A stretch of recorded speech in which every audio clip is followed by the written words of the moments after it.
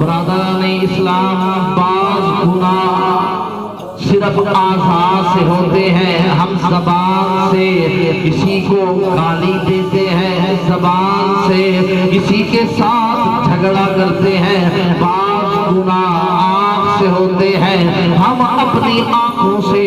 بے حیائی کے مناظر دیکھتے ہیں، اور بعض گناہ دوسرے اعضاء سے ہوتے ہیں۔ لیکن یاد رکھیں کچھ گناہ ایسے بھی ہوتے ہیں جو اعضاء کے ذریعے بھی ہوتے ہیں، اور اگر ان کے ساتھ نیت شامل ہو جائے، اگر ان کے ساتھ نیت شامل ہو جائے، یا تو وہ اعمال برباد ہو جاتے ہیں یا ان کا اجر و ثواب ختم ہو جاتا ہے۔ مثال کے طور پر ایک بندہ نماز پڑھتا ہے، ایک بندہ اللہ کی بارگاہ میں تلاوت کلام پاک پڑھتا ہے، ایک بندہ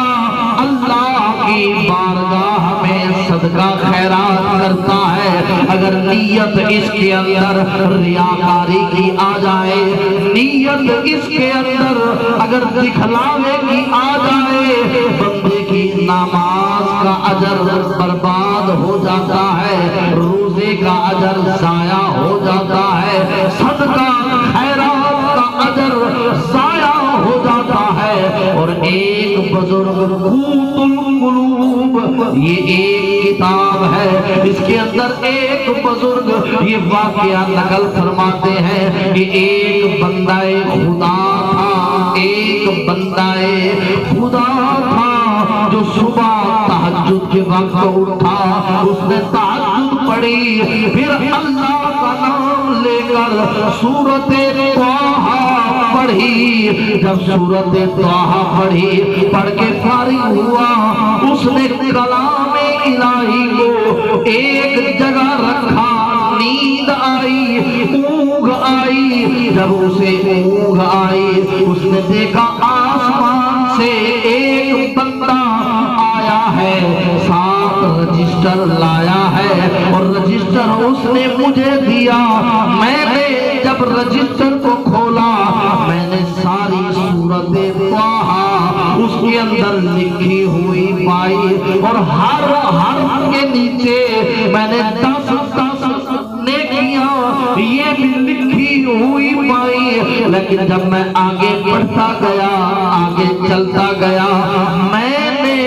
ایک جگہ دیکھا کہ قرآن کے وہ حرف بھی مٹے ہوئے ہیں، نیکیاں بھی مٹی ہوئی ہے۔ میں نے کہا اے بندہ خدا، میں نے یہ تلاوت کی ہے، اس کی نیکیاں کہاں ہے؟ اس نے کہا ہاں تو نے تلاوت ضرور کی ہے، ہم نے لکھی بھی تھی، لیکن پھر ندا دینے والے نے کہا کہ اس نیکیوں کو مٹا دو، اس نیکیوں کو ختم کر دو۔ کہا اے پیارے بندے وجہ تو بتا،